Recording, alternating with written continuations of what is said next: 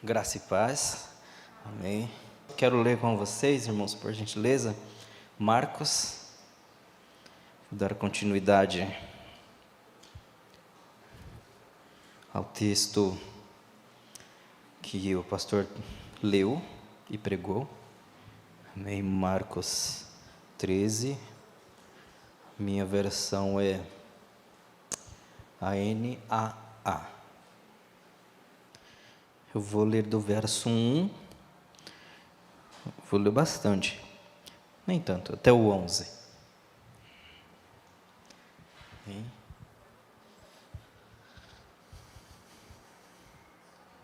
Em seguida, após a leitura, eu farei uma oração. O texto diz assim: Quando Jesus estava saindo do templo, um dos seus discípulos lhe disse: Mestre, que pedras, que construções! Mas Jesus respondeu: Você está vendo estas grandes construções? Não ficará aqui pedra sobre pedra que não seja derrubada. Jesus estava sentado no Monte das Oliveiras, diante do templo, quando Pedro, Tiago, João e André lhe perguntaram em particular: Diga-nos quando essas coisas vão acontecer e que sinal haverá quando todas elas estiverem para se cumprir. Então Jesus começou a dizer-lhes: Tenham cuidado para que ninguém os engane. Muitos virão em meu nome dizendo: Sou eu, e enganarão a muitos.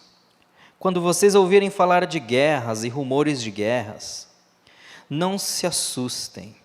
É necessário que isso aconteça, mas ainda não é o fim, porque nação se levantará contra nação e reino contra reino. Haverá terremotos em vários lugares e também fomes.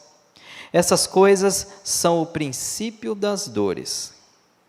Estejam de sobreaviso, porque as pessoas os entregarão aos tribunais e às sinagogas. Vocês serão açoitados e por minha causa serão levados à presença de governadores e reis, para lhes servir de testemunho. Mas é necessário que primeiro o evangelho seja pregado a todas as nações. Quando, pois, levarem vocês para os entregar, não se preocupem com o que irão dizer, mas digam o que lhe for concedido naquela hora, porque não são vocês que estão falando, mas o Espírito Santo. Um irmão entregará à morte outro irmão, e o pai entregará ao filho. Haverá filhos que se levantarão contra os seus pais e os matarão. Todos odiarão vocês por causa do meu nome. Aquele, porém, que ficar firme até o fim, esse será salvo. Amém? Oremos. Senhor, obrigado por tua palavra que está diante de nós. Obrigado pelo privilégio de podermos estar aqui reunidos em adoração ao teu nome. Eu oro para que no nome de Jesus o Senhor fale ao nosso coração e que nós saiamos daqui confrontados por tua palavra. No nome de Jesus. Amém. Amém. Bom, o Evangelho de Marcos, ele foi escrito entre o final do ano 50 e início do ano 60 depois de Cristo. Cerca de 30 anos aí após a morte do Senhor. E por que é importante saber disso?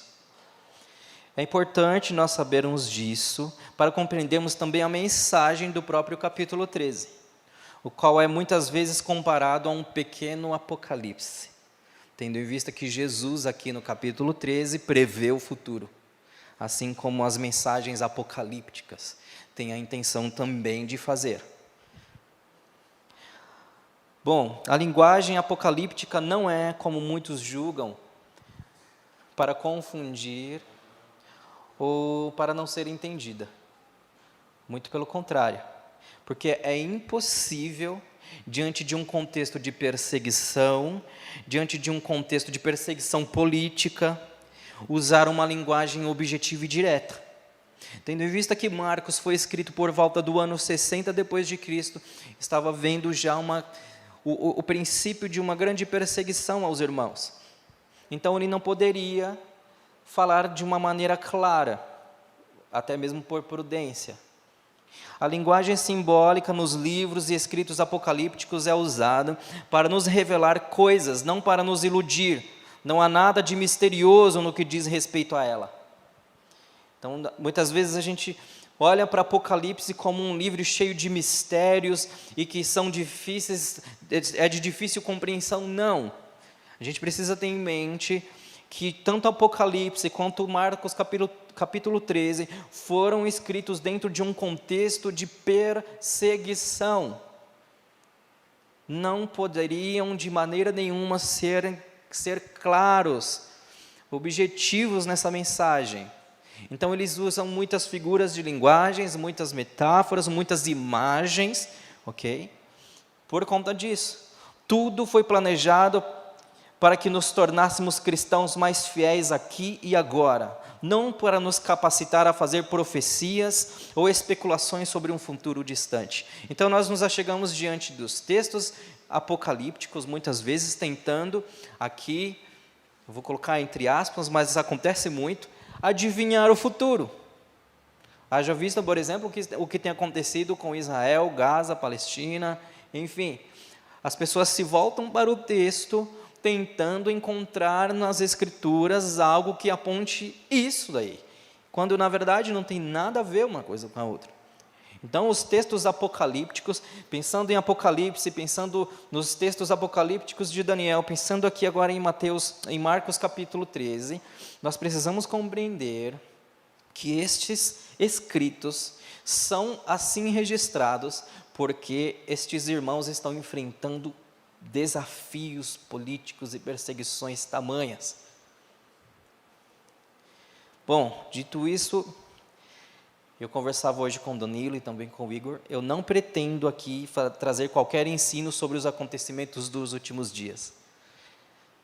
O que a teologia sistemática chama de escatologia, escatós, últimos acontecimentos, até mesmo porque o pastor, há um ano atrás, ele trouxe uma série de mensagens, ele esgotou 4 domingos pregando sobre a vinda de Jesus, que ele trouxe os apontamentos, expôs o ponto de vista dele, e eu não pretendo fazer o mesmo, até mesmo porque ele levou 4 domingos para explicar, e não tem como trazer tantas explicações.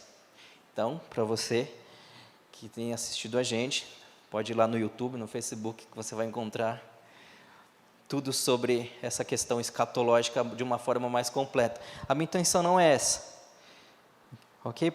Até mesmo porque falar de escatologia é um assunto um tanto quanto periférico. O pastor pensa em algumas coisas, pensa de uma forma um pouco diferente da minha. Então ficaria estranho eu trazer uma mensagem diferente um pouco da do pastor, porque isso poderia causar um certo desconforto. Não é essa a minha intenção, ok? O segundo motivo pelo qual não farei isso. Segundo, porque ao fazê-lo, esta seria uma compreensão sobre escatologia a partir do meu ponto de vista. E eu não preciso ficar expondo o meu ponto de vista a respeito disso, não é isso que eu quero. E é claro que toda pregação, ela expõe um pouco do ponto de vista daquele que prega, mas, resumidamente, não é isso que eu quero fazer hoje. Eu quero trabalhar esse texto em alguns pensamentos, alguns ensinamentos importantes que Jesus trouxe aqui. Ensinamentos práticos para nós aqui. Uma vez esclarecido isso, eu quero partir para o texto. Amém? Este texto, ele tem conexão direta com o que acontece no capítulo 11. Foi o pastor também que pregou no capítulo 11, ele falando sobre a figueira. A figueira, Jesus estava com fome, o texto diz que Jesus estava com fome, ele avistou uma figueira, Ele foi até essa figueira procurar figo, procurar frutos para se alimentar. Chegando lá, ele não encontrou frutos. Embora esta figueira estivesse com uma aparência um tanto quanto imponente, não tinha frutos. Esta figueira era uma representação da religião dos tempos de Jesus, sobretudo da religiosidade do povo de Deus, dos fariseus, dos saduceus e dos homens da lei. Eles viviam de aparência, eles pregavam uma falsa religiosidade, uma falsa espiritualidade. E Jesus, aproveitando-se dessa imagem da figueira, e Marcos, aproveitando-se também disso, ele quer que a gente compreenda que aqueles homens estão sendo representados nesta figueira. Por fora, eles aparentavam uma boa espiritualidade, quando na verdade eles não cultivavam vida com Deus, coisa nenhuma. E domingo passado, foi falado sobre uma mulher. O que é intrigante naquela viúva é que ela ofertou tudo o que tinha, fazendo um contraponto, mostrando para mim e para você que a aparência dela era totalmente oposta dos fariseus, saduceus, homens da lei, mestres da lei. Ainda assim, a aparência dela não representava a espiritualidade dela.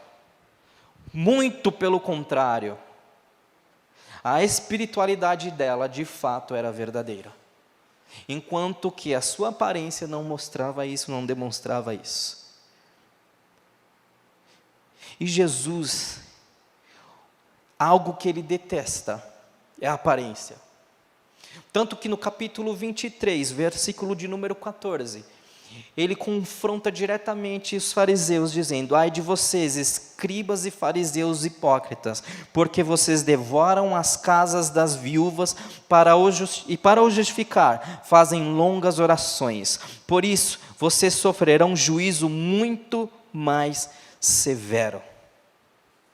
Jesus está aqui, portanto, na sua última semana de vida. E aqui nós somos surpreendidos com essa mulher. E Jesus, ele fica tão encantado com aquela atitude, que ele não se contenta em ver aquilo sozinho. Então ele chama os discípulos para perto de si e fala: olha, observe aquela mulher. Observe a atitude dessa mulher. Porém, assim como os fariseus, assim como os homens da lei, os discípulos de Jesus também estavam cegos para a verdade. Marcos, ele é muito incisivo nos 16 capítulos do seu livro, do seu evangelho, em diversos momentos. Todos os outros evangelistas fizeram isso, mas Marcos é muito mais incisivo em mostrar que a espiritualidade, que o coração dos próprios discípulos estava endurecido para a verdade do Evangelho, para aquilo que Cristo queria lhes ensinar. Assim como os homens da sua época, os líderes religiosos de sua época, os discípulos de Jesus compreendiam a vida da mesma maneira. Então Jesus se retira do templo, Jesus sai do templo para nunca mais voltar. Ageu profetizou sobre isso. Ageu falou assim: olha, a glória da segunda casa será maior do que a primeira.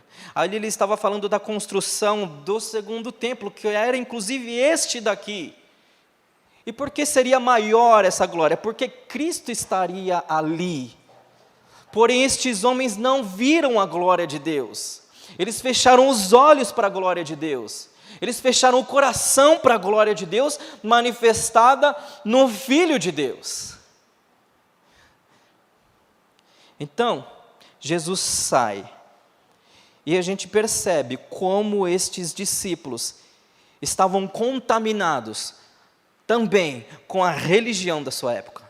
Eles estavam contaminados com a religião que os cercava. E o texto então começa.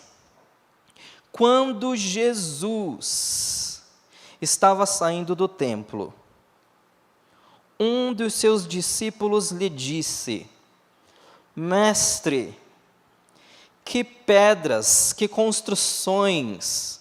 Mas Jesus respondeu: Você está vendo estas grandes construções? Não ficará pedra sobre pedra que não seja derrubada. Os discípulos, novamente, assim como os homens de sua época, os religiosos de sua época, estavam encantados com uma construção, estavam admirados com a construção do templo. Ok, diga-se de passagem, era um templo gigante, enorme, uma das 7 maravilhas do mundo antigo, uma das grandes maravilhas do mundo antigo. Mas Jesus não está interessado em aparências. Jesus não está interessado em construções feitas por mãos humanas. Jesus está interessado em corações que são edificados nele e na palavra dele.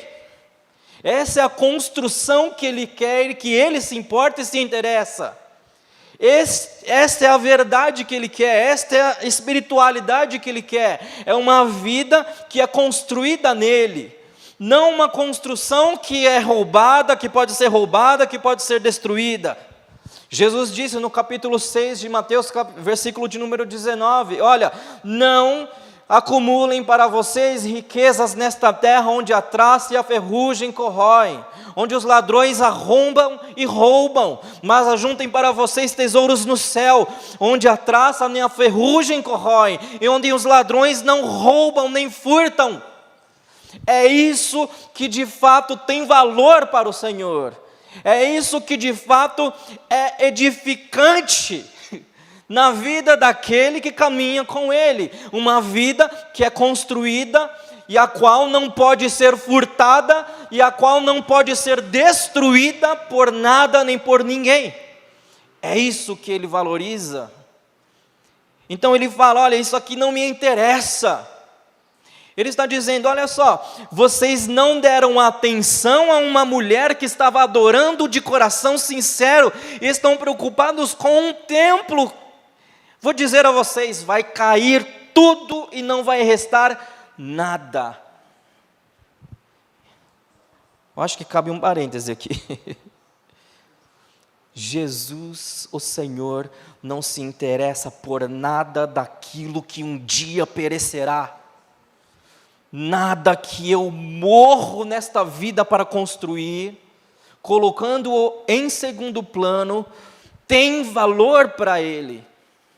Nada nessa vida que o dinheiro compra, nada nesta vida que a minha conta bancária é capaz de sustentar, é de fato precioso para o Senhor.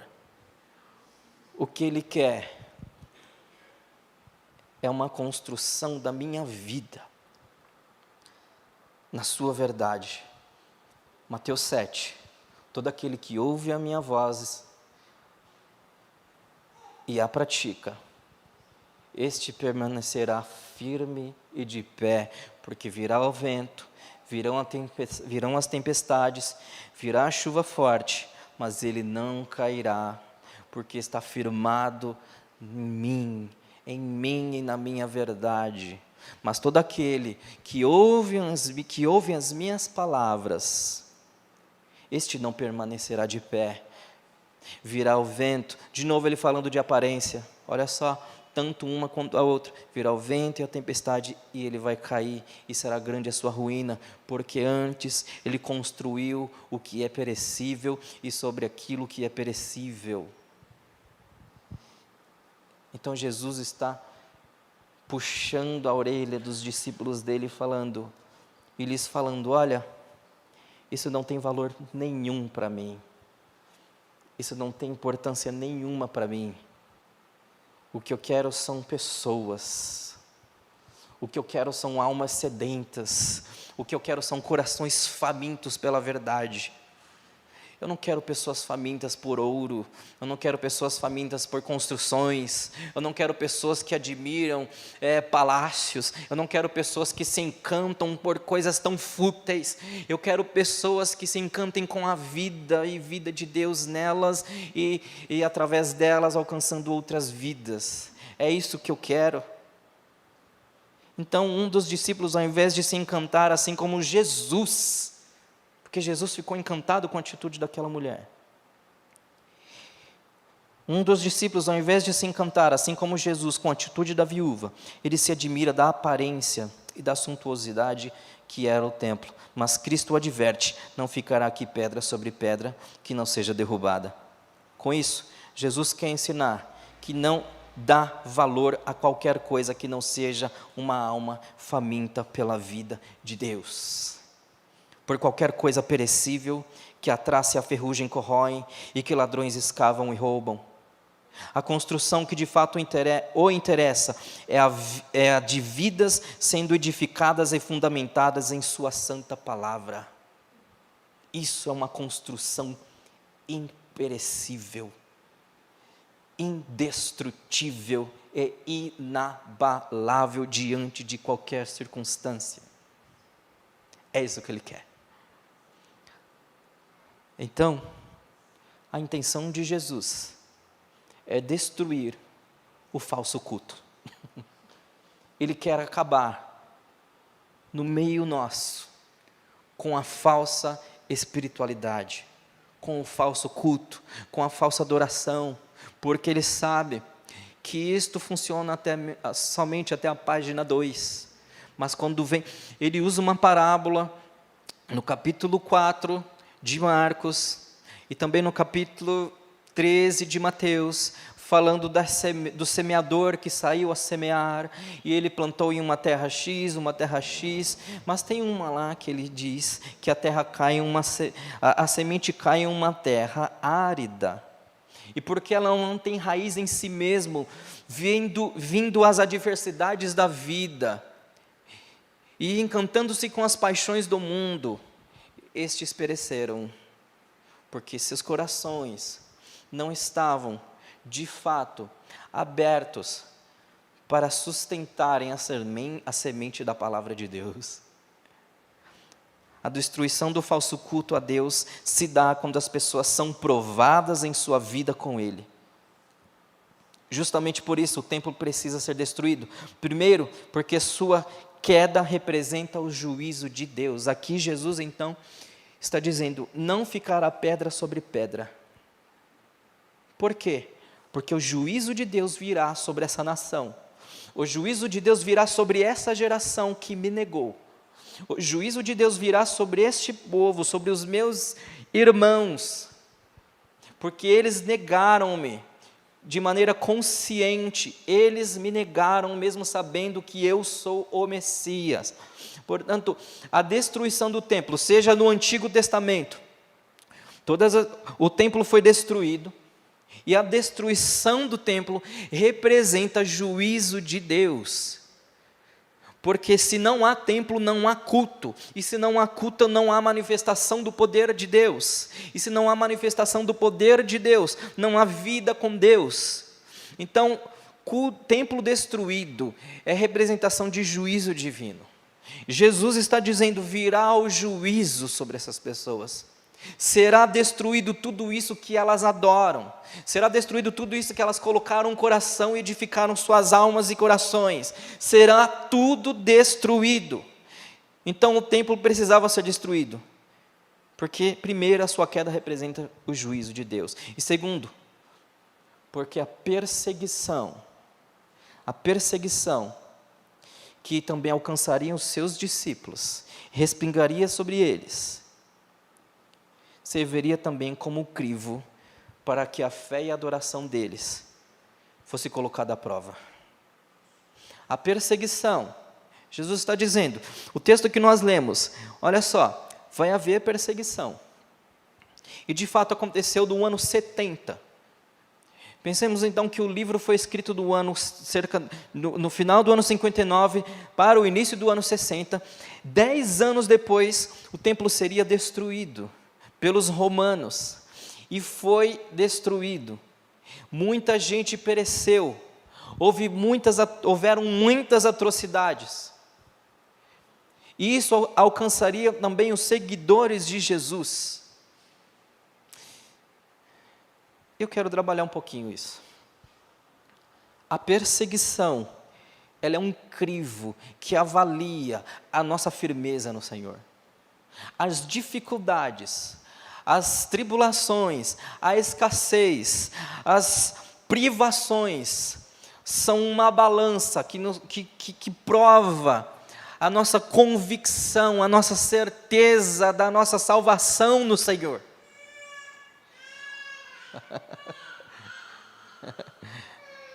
E sim, queridos, Deus prova a nossa fé.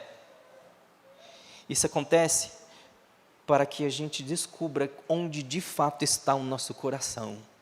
Os discípulos caminharam cerca de 3 anos a 3 anos e meio com Jesus, e o coração deles não estava em Jesus ainda. Tanto que quando ele ressuscita, ele aparece para os discípulos e eles perguntam assim: será agora que o Senhor restaurará a glória de Israel? Não, eu não vou restaurar a glória de Israel. Não vou levantar um exército para lutar contra Roma. O que precisa ser transformado não é a situação política. O que precisa ser transformado é você. O que precisa ser transformado são vocês. Jesus não tinha intenção nenhuma, nunca teve intenção nenhuma de destruir império nenhum. E os discípulos não tinham entendido isso. Tenham cuidado para que ninguém os engane. O verso 5 diz: pois ele sabia que o sofrimento pode levar o homem ao seu limite, tanto que os laços e os vínculos familiares seriam afetados, porque pais entregariam filhos e filhos entregariam pais. Verso 12 desse texto que nós lemos. A perseguição, ela prova a nossa maturidade. A perseguição, ela avalia a nossa maturidade cristã. As dificuldades que eu passo na vida servem para avaliar, para pesar onde de fato, ou em quem de fato eu estou crendo. Em que de fato e onde de fato eu tenho depositado a minha confiança e colocado o meu coração. As dificuldades vêm e virão e continuarão vindo, porque elas servirão de crivo para isso.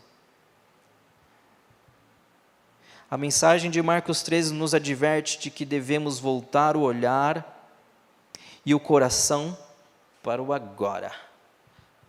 Então, eu iniciei falando que as pessoas ficam imaginando do futuro. Vai acontecer isso, será? No capítulo 24 de Mateus, quando ele começa esse mesmo sermão escatológico, ele fala assim: olha, lembrem-se dos dias de Noé. Primeiro, então, ele fala assim: olhem para trás, olha o que já aconteceu. Vai acontecer novamente. Vocês têm aí uma referência do que aconteceu. Nos dias de Noé, as pessoas se casavam e davam-se em casamento. Mas houve um dia que Noé entrou na arca e o juízo de Deus veio sobre aquela geração. Então lembrem-se disso, olhem para trás. Mas toda escatologia, penso eu, que a sua preocupação maior não deve ser no futuro. Nós devemos nos preocupar com o agora, porque é agora que nós estamos aqui, porque é hoje que nós estamos aqui. A mensagem de Marcos 13 nos quer advertir de que devemos voltar o olhar e o coração para o agora, para o hoje, e não nos preocuparmos com o que está por vir. Pois, se eu caminho com Cristo, aconteça o que acontecer, estarei seguro nele. O que importa para o Senhor O que importa para nós é o agora. Marcos capítulo 14, na última ceia, Jesus está. E o texto diz que eles estão ali, e Jesus fala com Judas: vai fazer o que você tem que fazer. Judas se levanta e vai chamar as pessoas para que prendam Jesus. E o interessante é que Jesus se levanta com seus discípulos para ir até o Getsemane, como de costume ele ia. O texto diz que ele levanta e canta um hino. Jesus caminhou 3 anos com esses homens. E Pedro, ele sabia que Pedro iria negá-lo. Ele sabia que os discípulos mal entendiam a sua mensagem. E ele sabia que Judas já o havia entregado. Mas o texto ainda assim diz que ele levantou e cantou um hino. Significa, portanto, essa atitude de Jesus, que ele se importa com o agora. Diga-se de passagem, muitas vezes estamos aqui, mas não estamos aqui. A vida passa. Nós às vezes falamos assim, hoje eu pensava sobre isso inclusive. Poxa, a vida tem passado tão depressa. Não, são 24 horas, como sempre foi, são 7 dias na semana, como sempre foi, são 365 dias no ano, como sempre foi, e esse ano 366, como sempre foi. Nada mudou. O que mudou fomos nós, foi o nosso coração, angustiado, ansioso e preocupado demais com as coisas desta vida aqui, e nós não estamos percebendo o que de fato está acontecendo. E aí, a gente diz: o tempo está passando muito rápido. Não, não está. Eu que não estou vivendo a vida, eu que não estou vivendo no hoje, eu quero viver no amanhã, querendo resolver as coisas do amanhã, sendo impotente diante disso. Mas eu carrego as angústias do ontem, trazendo tudo para agora, e tentando resolver o amanhã, com os problemas de ontem junto, e eu não vivo o hoje, e não viverei o amanhã, e não resolvo o ontem.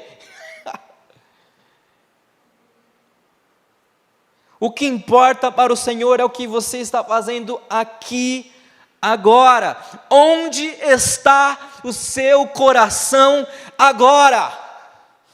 Neste exato momento, onde estão os seus pensamentos agora? A adoração verdadeira é a adoração que acontece agora, não é amanhã. Tem uma música de um grupo, J Quest. Eles têm uma música que diz assim: vivemos esperando dias melhores, dias de paz, dias a mais, dias melhores. Ele vem cantando, vem falando essa letra que nós vivemos esperando, e esperamos dias melhores, dias que não deixaremos mais para trás. E ele vem cantando isso, e nós vivemos a nossa vida, nós vivemos esperando dias melhores, e esse dia nunca chega, e nunca vai chegar esse dia melhor, nunca, porque o dia é agora, o momento é agora, é hoje, é nesse momento, porque amanhã se chamará hoje. Não existe amanhã, existe o agora. E é óbvio que eu não quero trazer um ativismo maluco, mas eu quero que a gente pense como nós temos vivido a nossa vida com o Senhor. Onde de fato está o nosso coração? Diariamente o Senhor nos fala. Constantemente o Senhor nos fala, e obviamente que é por meio da sua palavra, mas a vida nos fala, os acontecimentos da vida nos falam, e nós não enxergamos, nós não vemos, porque nós não estamos aqui. As pessoas estão adoecendo, elas vivem desesperadas, porque elas não conseguiram conquistar a casa própria aos 35 anos de idade, não conseguiu um carro próprio, não conseguiu a profissão dos sonhos, não tem a família mais bonita, não tem uma roupa melhor, não mora numa cidade melhor, num bairro melhor, num país melhor, e elas não vivem o que elas têm que viver agora, hoje, aqui. E a vida está passando, e tudo isso será destruído, não ficará pedra sobre pedra, porque nada disso tem valor para o Senhor, nada disso importa para Cristo.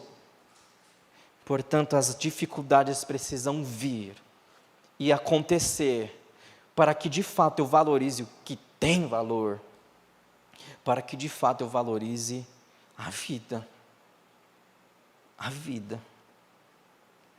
O que importa para o Senhor é vida e viver na vida que Ele tem para mim, para você. Nada mais, todo o resto é secundário, todo o resto é periférico. Não tem valor. Ao que eu tenho colocado valor que não tem valor? Em que eu tenho colocado o meu coração, do qual Jesus diz, olha, a traça corrói, o ladrão rouba, o ladrão furta. Não, está errado. Encarar o agora é para todos os que pretendem abandonar especulações sobre essa incerteza do amanhã, e para quem quer encontrar cura e restauração do ontem. Só vive no agora, só vive o hoje, quem está disposto a encarar a verdade, a realidade dos fatos. Nós pensamos muito no amanhã, nós temos uma imaginação fértil, muito fértil. Criamos possibilidades, mas nada disso é real. Por quê? Isso nos dá uma certa segurança, pensar naquilo que poderia ser. Mas é uma falsa segurança. Por isso que viver no agora é uma prova de maturidade. Viver no agora, com o que o Senhor quer fazer hoje, com o que o Senhor está realizando agora, é uma prova de convicção de fé. É uma prova de entrega a Ele de fato. Viver no agora é para que encontremos, portanto, vou repetir, encarar o agora é para todos os que pretendem abandonar especulações sobre a incerteza do amanhã, e para quem quer encontrar cura e restauração do ontem. Você não sabe o que minha mãe fez comigo, o que meu pai fez comigo, o que minha família fez comigo, e ela vai levando a vida.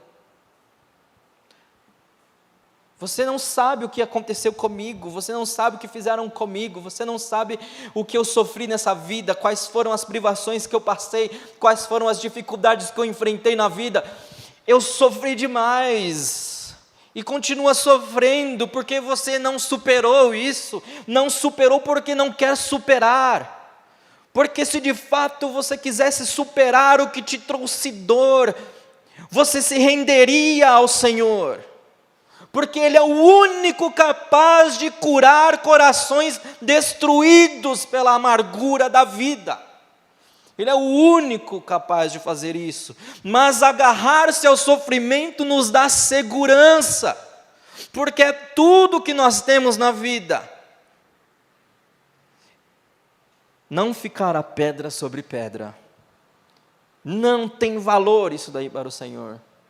Ele colocará tudo ao chão, para que a minha fé seja provada. Estão me acompanhando? Então,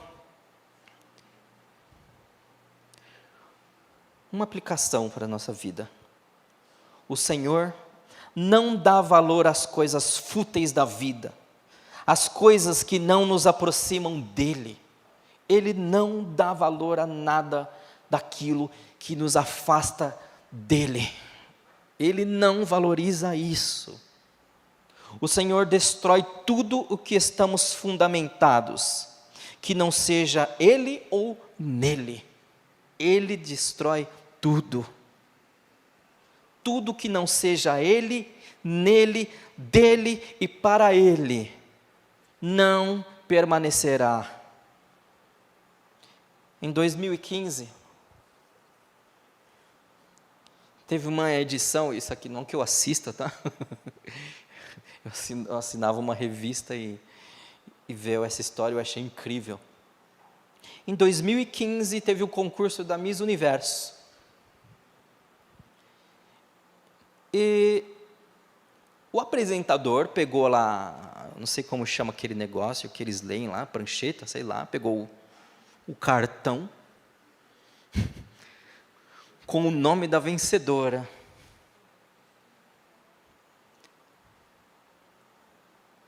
E ele lendo, disse que uma colombiana tinha ganhado. E foi uma comoção, aquela alegria. Miss Universo, mais uma vez, pela segunda vez consecutiva, aquela alegria. Foi lá, colocou a coroa nela. Passou 2 minutos. Chamam ele aqui. Ele disse que tinha cometido um engano. Que não tinha sido ela que tinha ganhado. Foi a Miss Filipina. Não a Miss Colombiana. Não a Miss Colômbia. Foi a Miss Filipina que ganhou. Eles tiveram que ir lá, tirar a coroa da cabeça da Miss Colômbia e colocar na cabeça realmente vencedora, que foi a Miss Filipina. O Senhor fará o mesmo com todos aqueles que estão buscando as suas coroas e coroarem-se aqui. E Ele vai tirar a coroa da cabeça daquele que não deveria estar. Todo aquele que firmou a sua vida aqui, que resumiu e reduziu a sua vida à pobreza dessa existência falida sem Deus. O Senhor vai fazer do mesmo jeito que aconteceu nesse evento de Miss Universo. Eu não tenho nada com isso. Não é isso que eu quero. Está errado. Então, o texto diz, no verso 6, não se assustem, é necessário que isso aconteça, mas ainda não é o fim. Jesus disse que viria a perseguição, e de fato aconteceu. Mas a perseguição foi de fato necessária para que aqueles irmãos fossem realmente provados na sua fé. Recentemente eu acompanho a missão Portas Abertas e um irmão da Coreia do Norte, o país mais fechado para o Evangelho há 22 anos.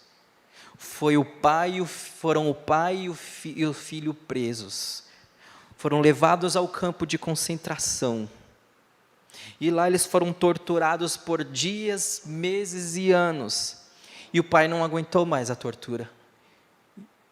E ele denunciou o filho. Ele negou a fé. E por conta disso ele foi liberado e deixaram ele embora depois de muita tortura. O sofrimento, de novo, as dificuldades que você e eu enfrentamos nessa vida, essas dificuldades só nos enfraquecerão se eu não estiver no Senhor. Elas só me farão desistir, me farão abandonar, se eu não estiver firmado no Senhor. As pessoas diziam assim, quando eu fui para o seminário, cuidado para não cair na fé. Como que eu vou cair na fé? Estudando a palavra de Deus? Não, porque você começa a estudar teologia, você começa... Quando eu falei que ia fazer filosofia, cuidado, hein? Cuidado, vai cair na fé.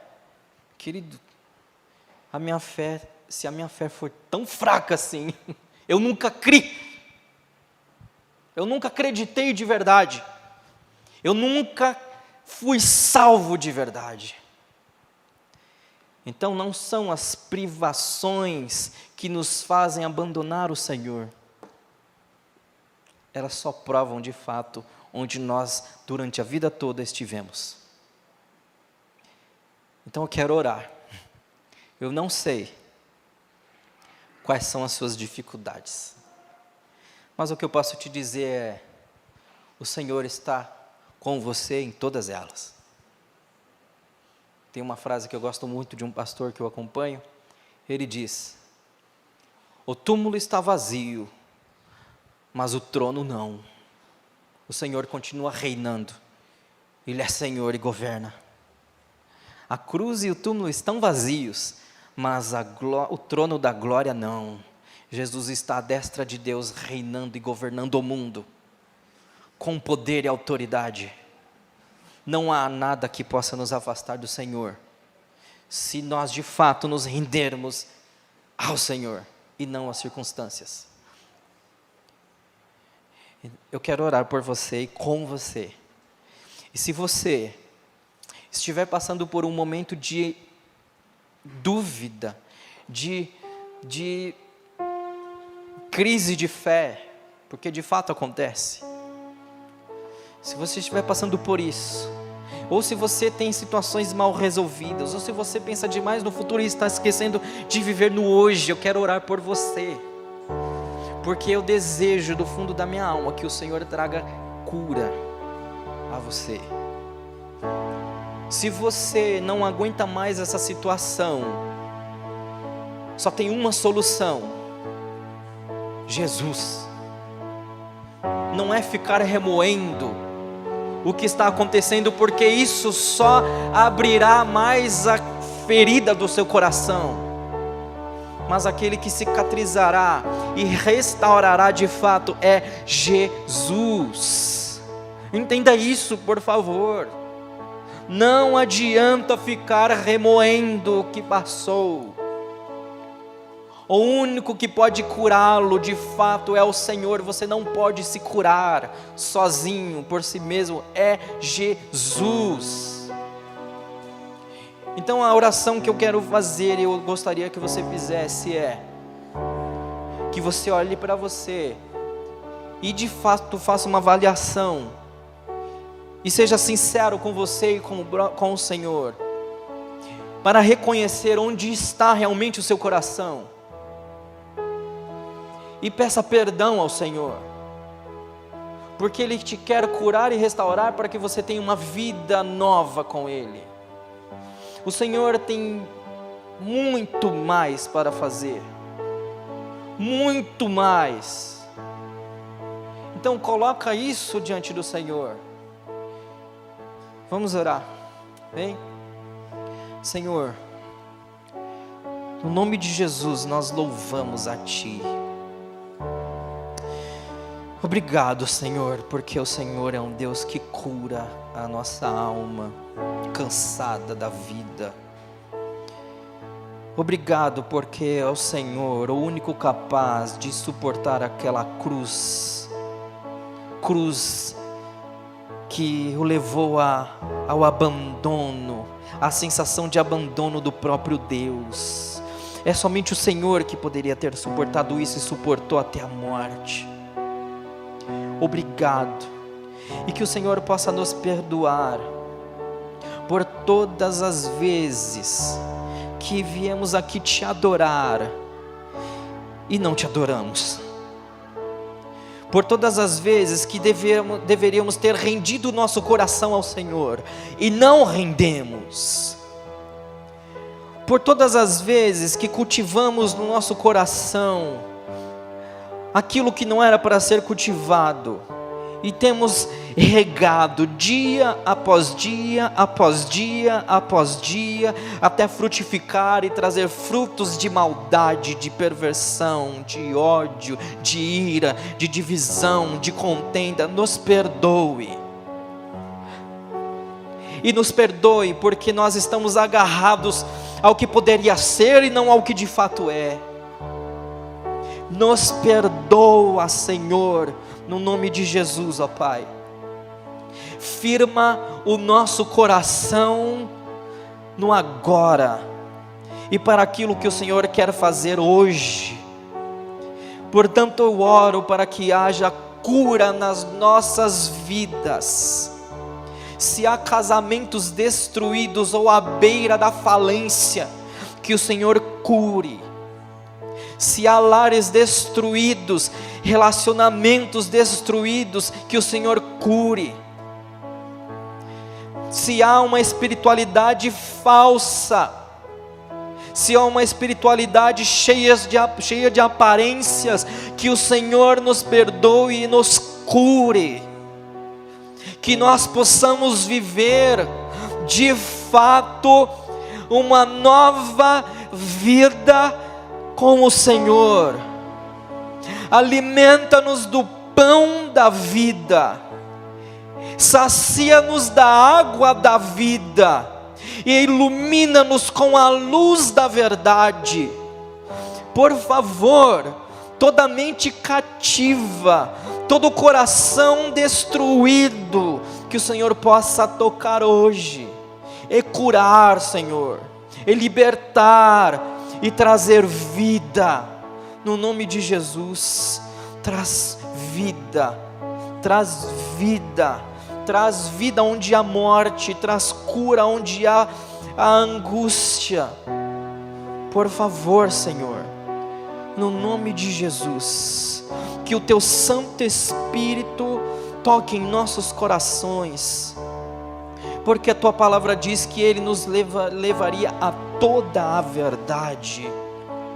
A Tua palavra diz em João 15:15, já não vos chamo servos, mas vos chamo de amigos.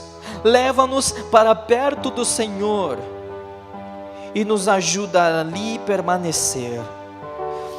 Livra-nos, ó Deus, dessa angústia de fugir contínua e diariamente de Ti. Estamos correndo do Senhor, quando o Senhor está correndo ao nosso encontro para trazer vida nova, e nós nos agarramos à vida velha. Nos perdoe, Senhor, porque temos nos alimentado de pão que não vem dos céus, temos bebido de águas que não são das suas fontes. Nos perdoe, Senhor, nos perdoe por nossa pobreza espiritual, por nossa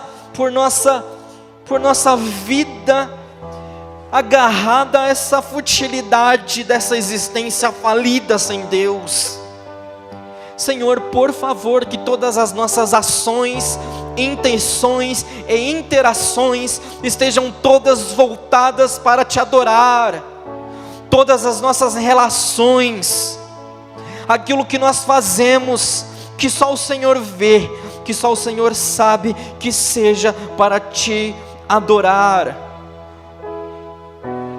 Que o Senhor nos livre de sairmos à procura de relacionamentos que nada tem a ver contigo, e nos leva a um relacionamento profundo com o Senhor.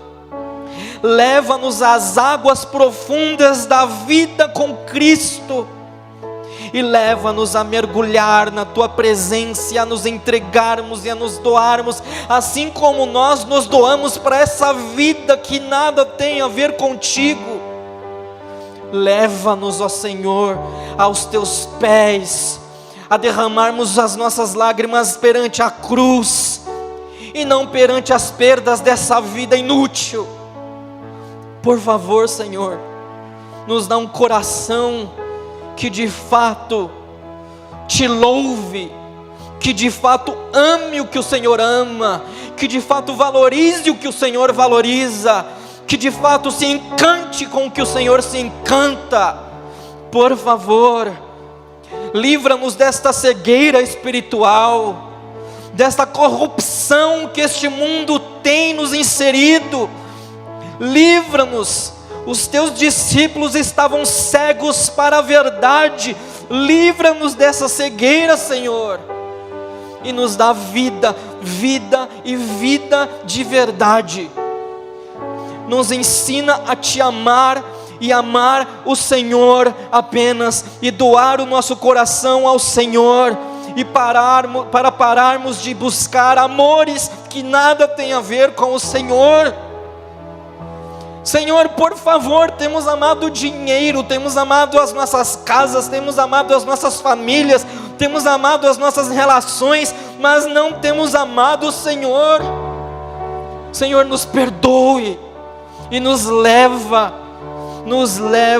ao lugar da Tua habitação, para que possamos nos derramar aos Teus pés, e derramarmos toda a nossa alma e todo o nosso ser diante de Ti.